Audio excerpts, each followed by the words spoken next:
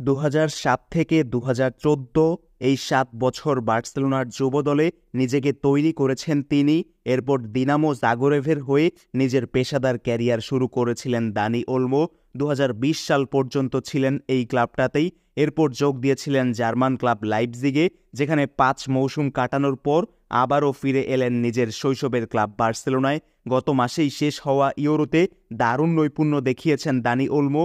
চোটে পড়া পেদ্রির জায়গায় সুযোগ পেয়ে স্পেনের শিরোপা জয়েও রেখেছেন দারুণ অবদান।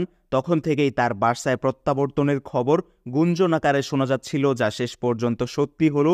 অবশেষে ৬ কোটি ইউরোতে ৬ বছরের জন্য বার্সেলোনার সঙ্গে চুক্তিবদ্ধ হয়েছেন ২৬ বছর বয়সী এই মিডফিল্ডার কাম উইঙ্গার। লাইপজিগে দানি ওলমোর বাইআউট ক্লজ নির্ধারণ করা হয়েছিল ৬ কোটি ইউরো। সেটির মেয়াদ অবশ্য পেরিয়ে গিয়েছিল, তবে এরপরও লাইপজিগ কম দামে তাকে ছাড়তে রাজি ছিল না। শেষ পর্যন্ত লাইপজিগের চাওয়া পূরণ করেই তাকে দলে ভিড়িয়েছে বার্সেলোনা। বার্সেলোনার সঙ্গে চুক্তির আনুষ্ঠানিক ঘোষণার আগেই অবশ্য লাইপজিগকে বিদায় জানিয়ে দিয়েছেন দানি ওলমো। সামাজিক যোগাযোগ মাধ্যম ইনস্টাগ্রামে একটা বিবৃতি দিয়েছেন। তিনি বলেছেন, একটি তরুণ ক্লাব এবং তরুণ খেলোয়াড় হিসেবে আমরা একসঙ্গে বেড়ে উঠেছি। আমরা প্রথম শিরোপা জিতেছি এবং ইতিহাস একসঙ্গে সৃষ্টি করেছি। ২টি কাপ, একটি সুপার কাপ এবং দারুণ কিছু মুহূর্ত আমি সবসময় হৃদয়ে জড়িয়ে রাখব। আমাকে তোমাদের অংশ হতে দেওয়ার জন্য ধন্যবাদ। আর বার্সায় আসার অনুভূতি জানাতে গিয়ে দানি ওলমো অবশ্য বলেছেন, বার্সেলোনা সমর্থকেরা, সোমবার তোমাদের সঙ্গে দেখা হওয়ার জন্য আমি প্রস্তুত। সোমবার হুয়ান গাম্পা ট্রফিতে বার্সেলোনা খেলবে মোনাকোর বিপক্ষে ম্যাচ।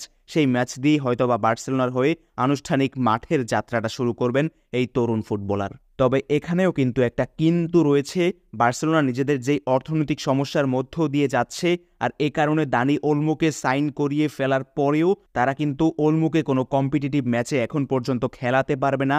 ১০০ মিলিয়ন ইউরোর একটা আর্থিক ঘাটতি রয়েছে, যেটা বার্সেলোনা যদি কোনো প্লেয়ার সেল করার মাধ্যমে পূরণ করতে পারে, তবেই অবশ্য দানি ওলমো বার্সার হয়ে পরবর্তীতে লা লিগা, চ্যাম্পিয়ন্স লিগ সহ কম্পিটিটিভ ম্যাচগুলো খেলতে পারবেন।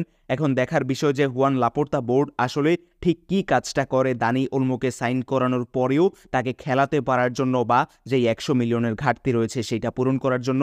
এটা অবশ্যই পূরণ করতে হবে, তা না হলে লা লিগা সভাপতি হাবিয়ের তেবাস আরও একটা বাগড়া বাঁধাবেন, বার্সাকে 1:1 সিচুয়েশনে ফিরে যেতেও দিবেন না। আর তাই বার্সা সভাপতি সহ পুরো টিম বার্সার কাছেই এখন সবচেয়ে বড় চ্যালেঞ্জ কোনো একজন প্লেয়ারকে, সম্ভব হলে একাধিক প্লেয়ারকে অফলোড করা, সেই ঘাটতিটা পূরণ করা। বার্সা আসলে সেটা করতে পারবে কিনা, দানি ওলমো আসলে আগামী মৌসুমের শুরু থেকেই লা লিগার ম্যাচগুলো খেলতে পারবেন কিনা, সেটাই এখন দেখার বিষয়। সামনে ভিতর রকির ট্রান্সফার প্ল্যান রয়েছে।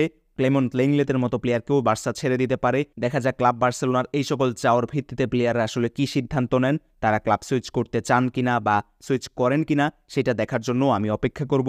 সামনে বার্সা রিলেটেড আপডেট নিয়মিতই আসছে, তাই ফুটবল উইথ নাসিম প্ল্যাটফর্মটার সঙ্গেই থাকবেন, চ্যানেলটা সাবস্ক্রাইব করে রাখবেন।